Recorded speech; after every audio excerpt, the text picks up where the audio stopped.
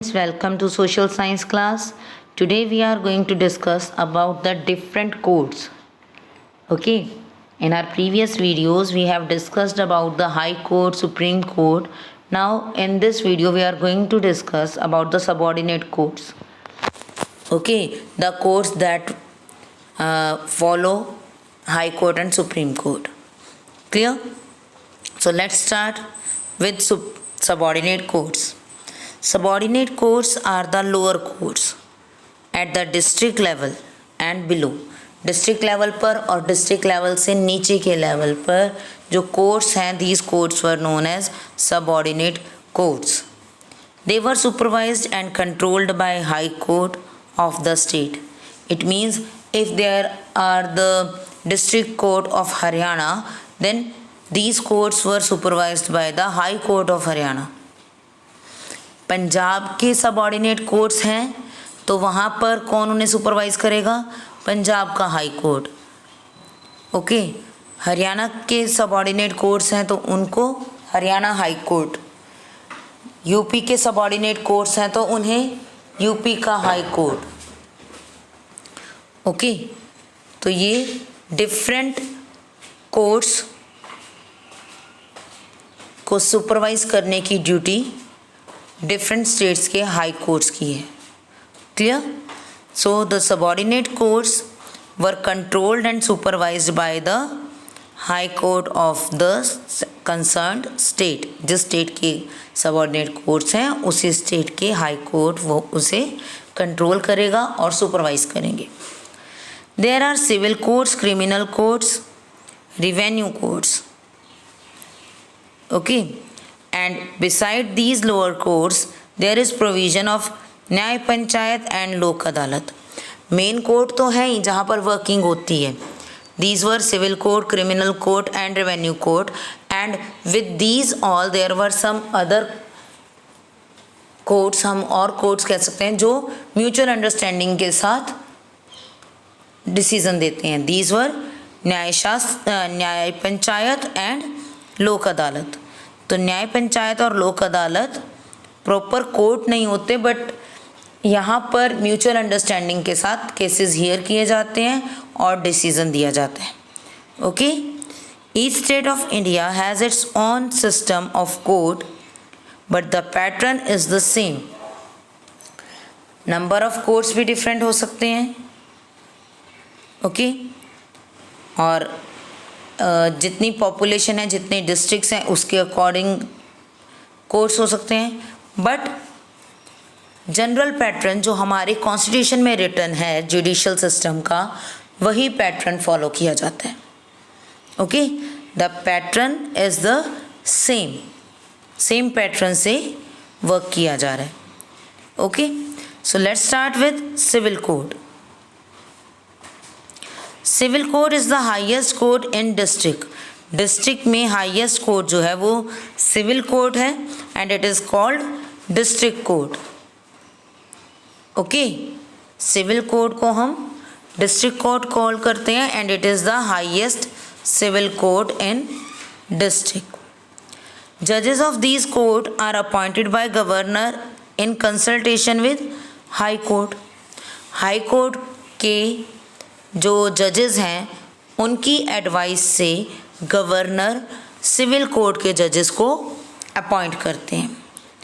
All the civil matters pertaining to property, contracts, agreements, landlord tenant dispute which do not originate in the high court are heard in district court.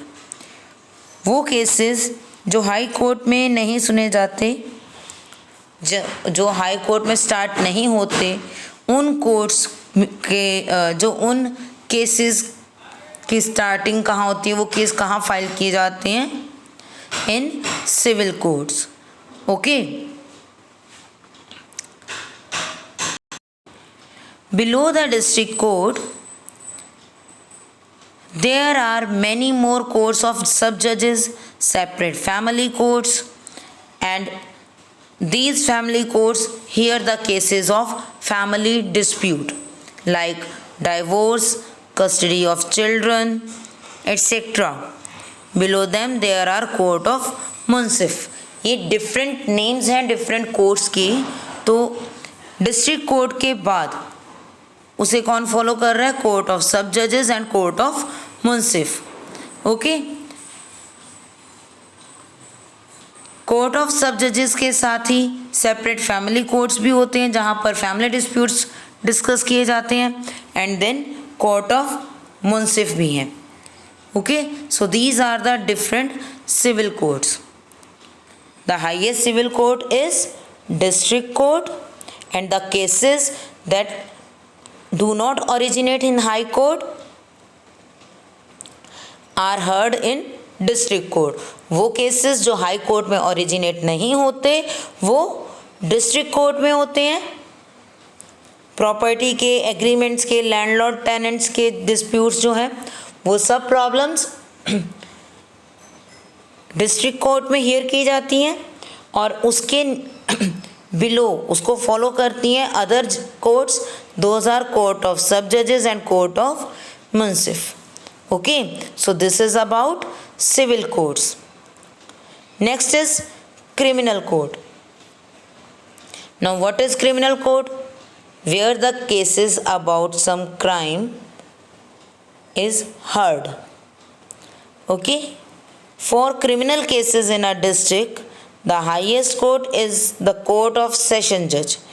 Criminal cases को discuss करने के लिए, उनके ऊपर decision देने के लिए एक कोर्ट है, और वो डिस्ट्रिक्ट लेवल पर हाईएस्ट कोर्ट को हम क्या कॉल करते हैं? सेशन जज। ओके, कोर्ट ऑफ सेशन जज। एंड इस कोर्ट के नीचे magistrate of first, second and third class, and in big cities like Delhi there are first class magistrate called metropolitan magistrates. Okay, Delhi, Calcutta जो मेट्रो सिटीज़ हैं वहाँ पर फर्स्ट क्लास मैजिस्ट्रेट को metropolitan magistrate call किया जाता है। ओके, तो क्रिमिनल कोर्ट में कौन से केसेस ये हियर किए जाते हैं? किडनैपिंग, टैक्स एविएशन और मर्डर। ठीक है, तो ये सब केसेस क्रिमिनल कोर्ट्स में हियर किए जाते हैं। एंड क्रिमिनल कोर्ट्स में हाईएस्ट कोर्ट है कोर्ट ऑफ सेशन जज, and after that there are court magistrate of first, second and third class. Clear? And in Delhi, Calcutta और मुंबई मेजर सिटीज़ में first class magistrate are called metropolitan magistrates। Okay, now the next is revenue court। Revenue court means where the revenue was collected, the problems of revenue were discussed। Highest revenue court in a district in the board of revenue which deals with the cases of land revenue। सबसे highest revenue court जो district में है, जहाँ पर land revenue के बारे में discussion की जाती है, बात की जाती है, that is board of revenue. Highest revenue court is board of revenue. This is we are talking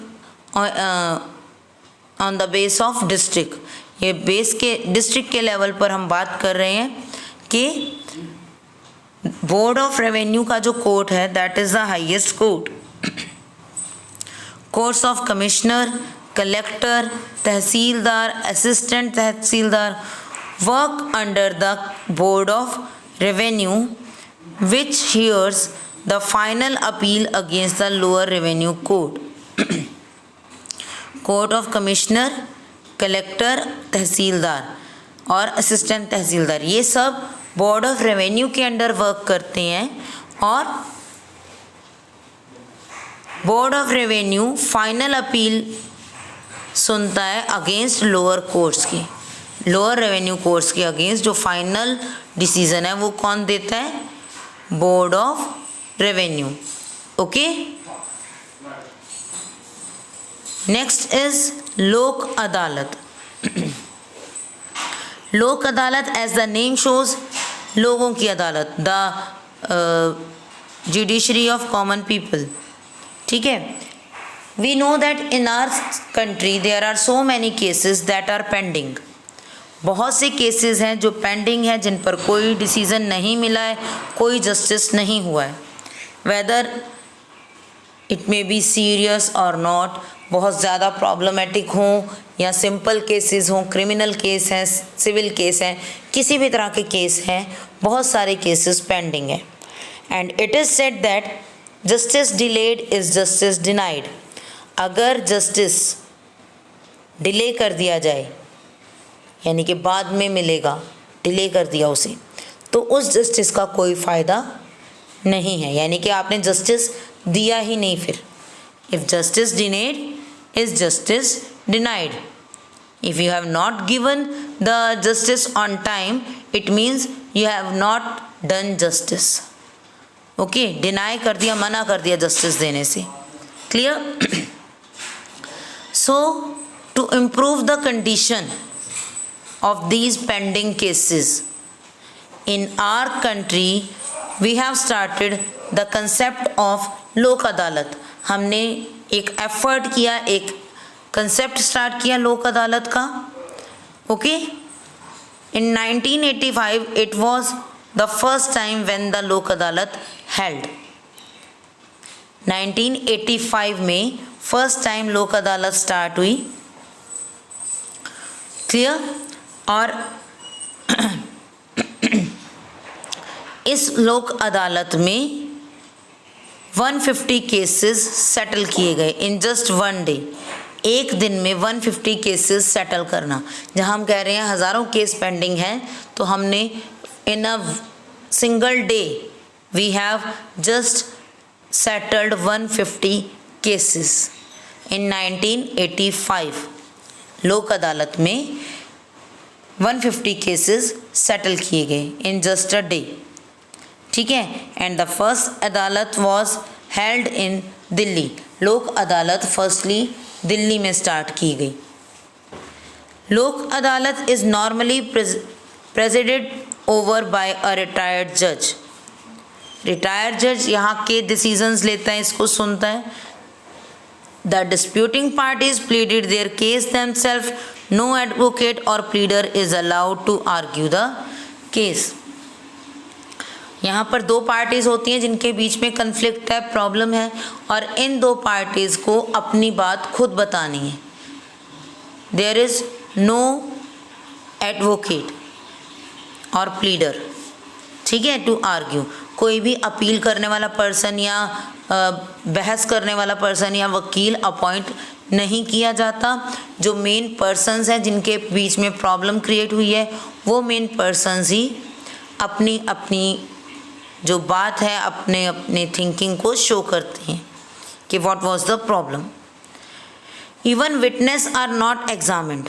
witness को भी एग्जामिन यानी कि क्रॉस क्वेश्चन नहीं किया जाता कि आपने ये कब देखा, कैसे देखा। विटनेस ने अपनी एक गवाही जो देनी थी, अपना एक बात बतानी थी, वो बता देते हैं। And they were not examined again. Efforts are made to settle through compromise mutual understanding on the spot decision. उन केसेस को लॉन्ग रन में सेटल नहीं किया जाता। These cases were settled in just one hearing. एक ही hearing में कोशिश की जाती है कि केस सेटल हो जाए। ओके। और डिस्प्यूट्स को कॉम्प्रोमाइज़ करवा दिया जाता है। म्यूचुअल एग्रीमेंट कोई करवा दिया जाता है कि मिल बांट के, सोच विचार के समझौता कर लिया जाए, कॉम्प्रोमाइज़ कर लिया जाए। ओके। और ऑन द स्पॉट डिसीज़न ही दे देते हैं, डिसीजंस को पेंडिंग नहीं रखा जाता। Okay. So this is about Lok Adalat.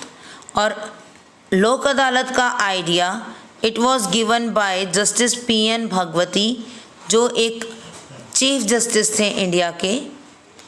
Okay. तो उन्होंने ये आइडिया दिया था। And this idea based on ancient gram panchayat where the जजेस वर नोन एज पंच परमेश्वर। और वो जो पंच थे, they gave the decision on the spot. वो लोगों की बात सुनते थे और प्रॉपर डिसीजन दे देते थे।